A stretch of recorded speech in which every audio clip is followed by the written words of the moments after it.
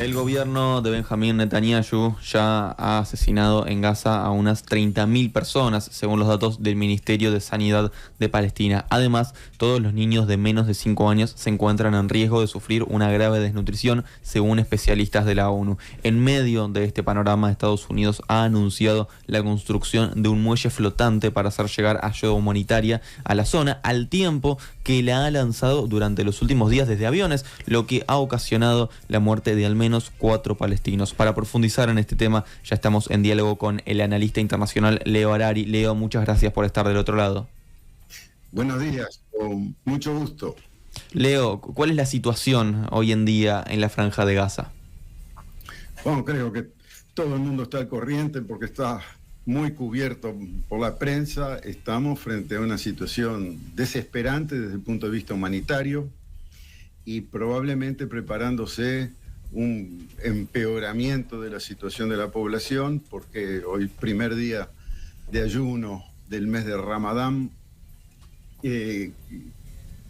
digamos que ya otras veces se han usado las festividades religiosas para desencadenar ataques, o sea que es posible todavía que tengamos una situación aún más terrible.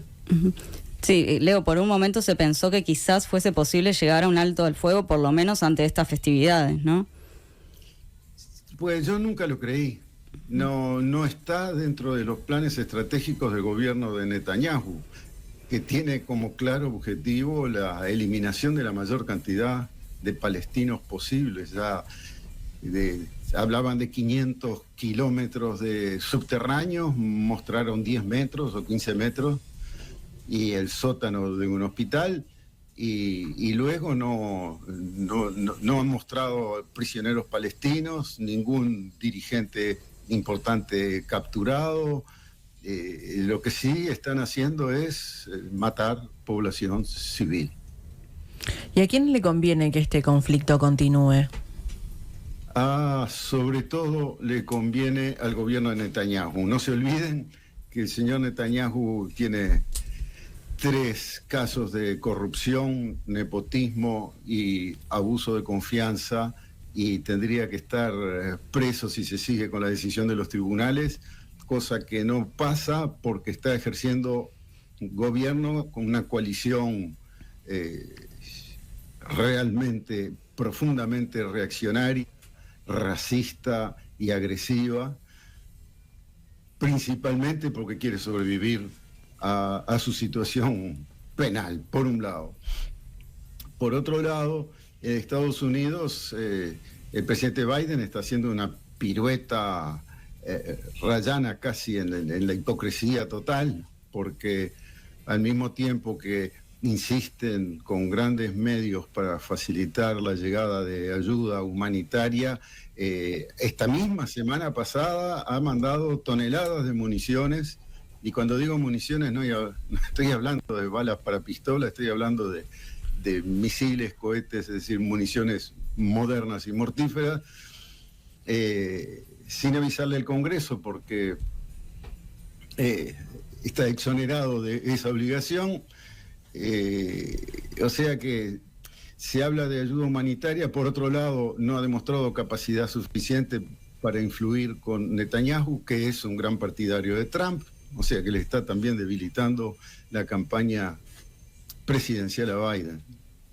Y Leo, ¿cuánto tiene que ver estas acciones de la administración Biden con las elecciones nacionales en Estados Unidos? ¿Podría cambiar en algo la política exterior en relación a Israel y Palestina de triunfar nuevamente de Donald Trump? Sí, absolutamente. La política norteamericana exterior, como casi todas las políticas de los países, es en interés nacional. Biden está preocupado por ganar las elecciones y tiene, por un lado, sobre todo en los estados obreros, hacia el norte, una población de origen musulmán importante, y tiene como enemigos la base evangelista norteamericana, que piensa que el territorio palestino es parte de Israel y que el pueblo judío tiene que estar ocupando Jerusalén porque va a venir el próximo Mesías. Y en esa especie de sueño o de pesadilla, apoyan a Trump, que consideran un enviado de Dios para hacer venir al Mesías. Ese tipo de irracionalidad de una parte del electorado está también en juego. Entonces, de ahí que se trata de tapar la opinión pública con el problema humanitario, que es espantoso, pero que esconde las verdaderas fuerzas que están ahí en juego. De un lado, el gobierno reaccionario, extrema derecha y fanático israelí que quiere exterminar al pueblo palestino, y por el otro lado, una competencia electoral en la que se acumulan mentiras y promesas, porque simplemente quieren unos y otros ganar las elecciones. Pero Leo, electoralmente, ¿qué es más redituable para Biden? Justamente en esos cálculos de, por un lado, una población musulmana y por otro lado, una población que pide que Palestina sea totalmente absorbida por Israel.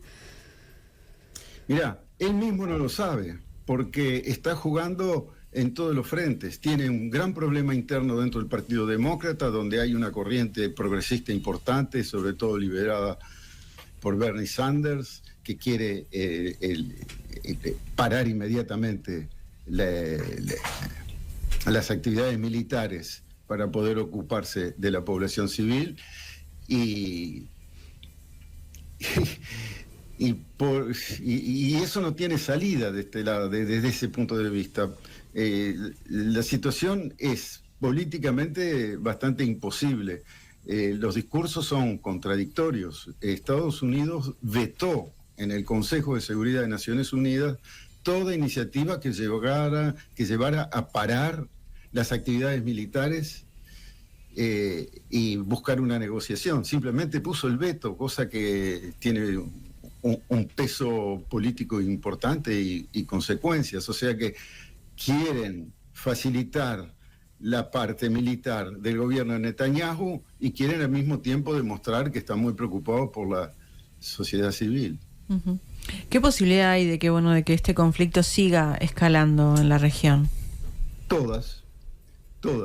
Yo creo que, como dicen, se necesitan dos para bailar el tango. Hay uno de los dos que no la quiere parar.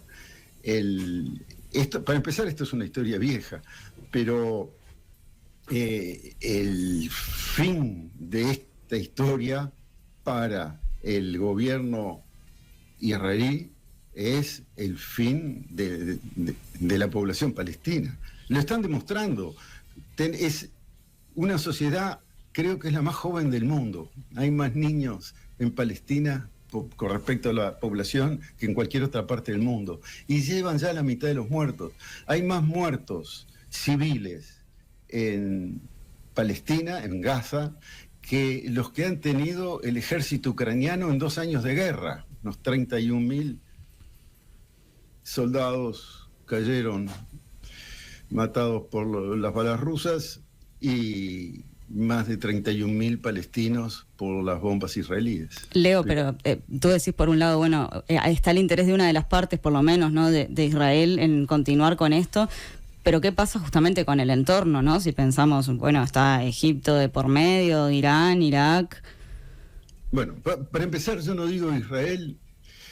Bueno, el gobierno de Netanyahu. El gobierno, sí, porque pienso que en Israel hay fuerzas razonables que intentan otro tipo de salidas que el exterminio.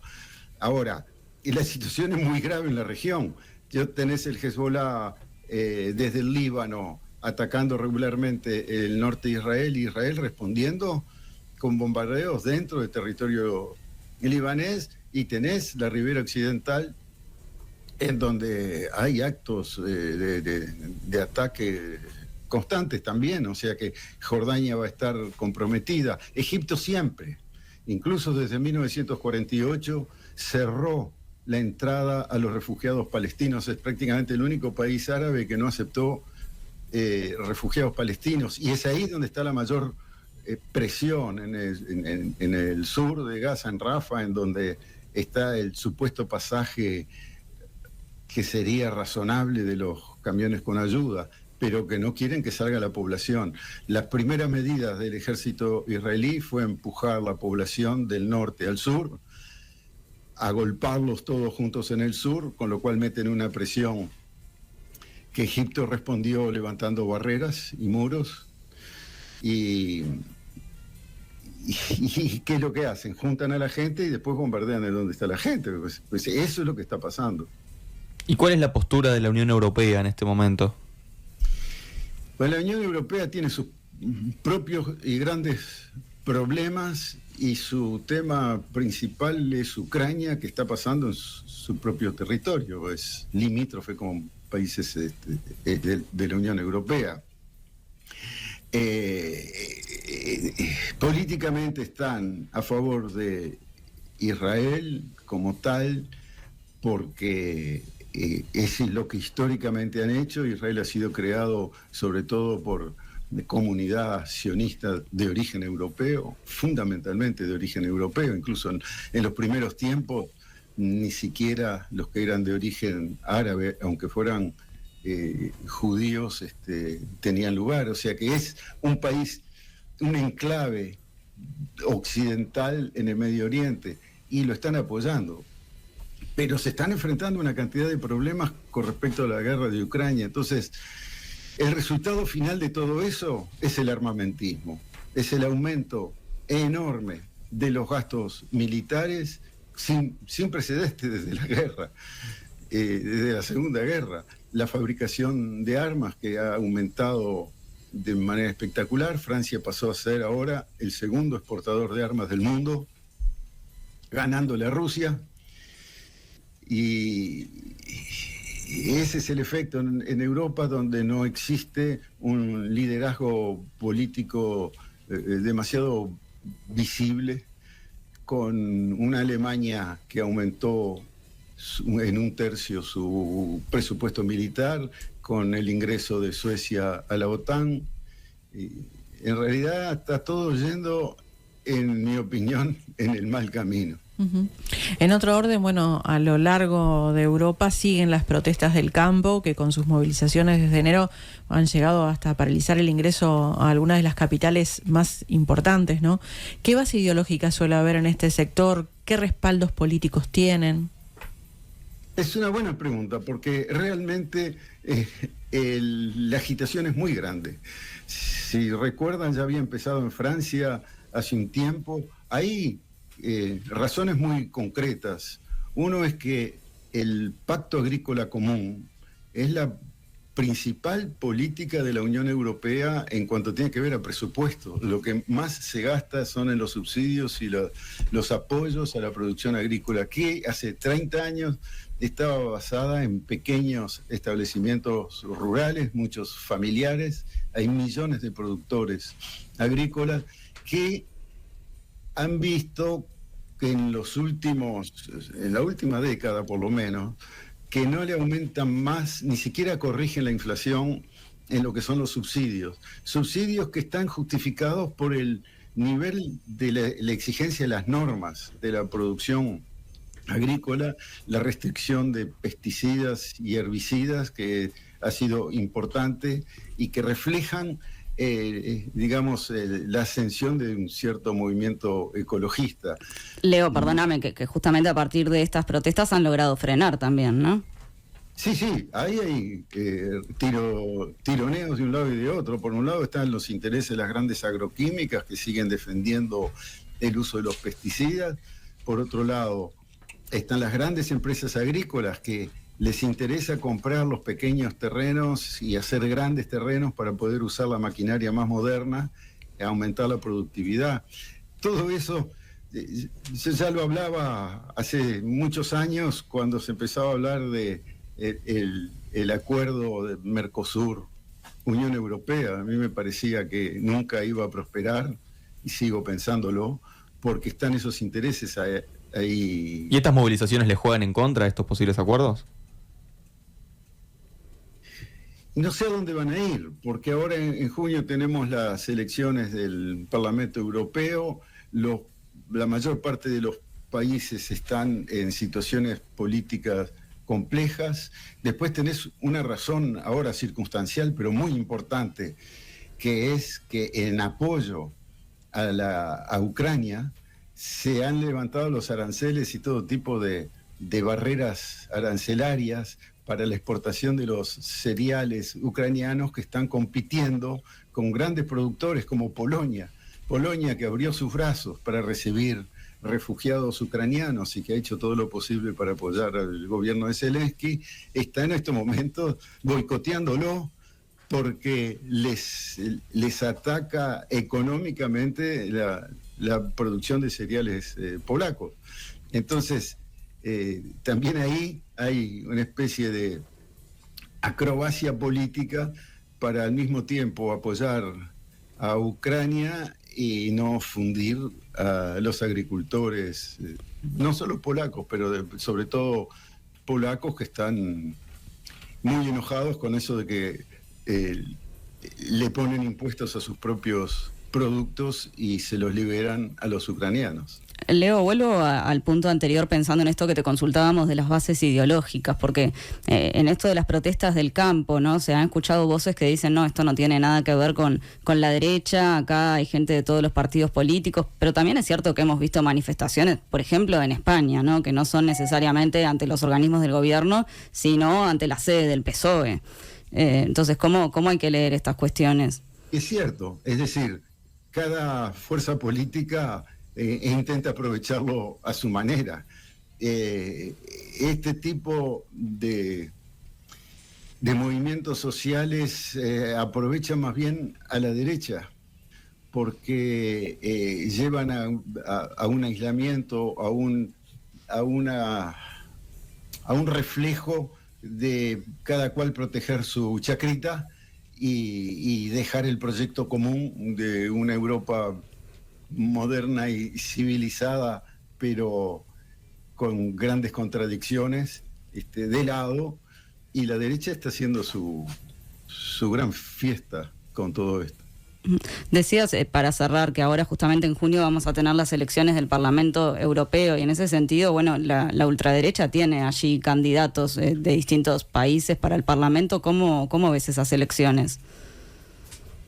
Las veo complicadas. La izquierda ha hecho una reunión hace 3 días en Eslovenia, en la que presentaron un candidato común, pero desconocido, y la derecha tiene también sus propias contradicciones, porque derecha y extrema derecha no son lo mismo. La Unión Europea ha estado bastante timoneada por partidos conservadores en los últimos años, pero que tienen sus límites. En cambio, hay ahora una derecha cada vez más salvaje, influida por la ideología trumpiana. Están organizándose a nivel mundial, tienen sus propios héroes. Milei se ha transformado en una figurita de referencia. Estamos en un momento de radicalización, de polarización política, en la cual verdaderas reivindicaciones populares y movimientos que tienen sus bases en el mundo económico y político real están a veces sobrepasadas por populistas y demagogos. Leo Harari, analista internacional, muchas gracias por estos minutos. Un abrazo para todos. Gracias. En Nada que Perder, hacemos todo por informar.